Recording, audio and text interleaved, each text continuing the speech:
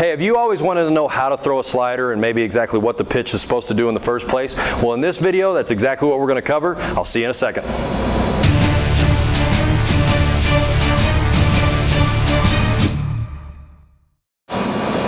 Okay, so in today's video, we're going to talk about the slider. This is the way that I think the game is going. You know, in the rule books, it's supposed to say that the strike zone's from your chest to the knees, but in reality, the game is not so much this way. It's a lot more this way. The plate is getting wider, and there's where the slider really comes into play and becomes a far more effective pitch.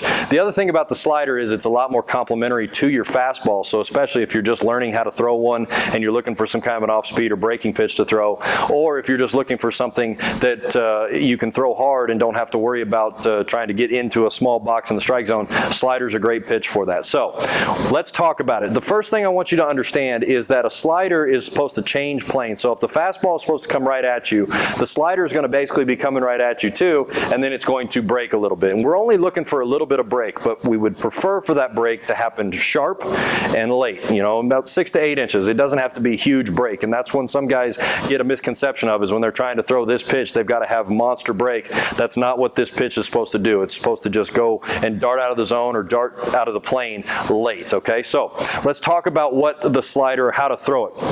There's a couple of different ways I'm going to show you on a grip. The first one is if you've got that horseshoe right there, you can just take your two fingers, index and your middle finger, and you can just go right on the inside of that seam. And then that would be a comfortable grip for most guys when they threw it. It's how I threw it when I did it. I've also seen guys who will take the same approach, but they actually will take those two fingers and straddle the seam. So that seam is right in the middle. They feel like they can get a little bit more pull off of that seam when they throw it. The last one is you take the horseshoe that's right here, and you take the horseshoe of your hand and you kind of put them both together, and then you're going to take your fingers and you're going to go across the top of them, almost like a four seam off to the side, and you just position it to where you're comfortable.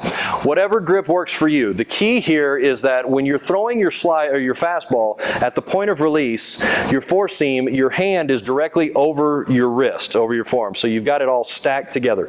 There's your four seam fastball. The slider is going to be in the same idea, except instead of having your fingers directly behind the baseball like on a fastball, you're just going to slightly turn it so that as you come through, you're going to come off the side. Your fingers are going to slide off the ball a little bit, and that's how we've gotten the pitch called the slider.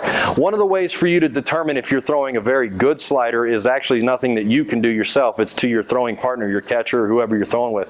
But when you throw the pitch, if he can see a tiny red dot coming towards him, you're throwing what we would call a tight slider. You're throwing a pitch that is going to give you a chance of being successful. But if he sees a big red circle coming at him, that's a loose slider. Those things don't usually go anywhere except for about 400 feet the other direction. So you got to make sure that you have a good partner who's paying attention to you when you're doing and making this pitch. So I hope that helps you a little bit with how the slider is thrown and what you're supposed to be looking for when you do it. Now, if you like that video, make sure you're checking out my other one. Subscribe to my page before you head out. Come visit me over here at my website at thetexaspitchinginstitute.com, and I'll see you down the road.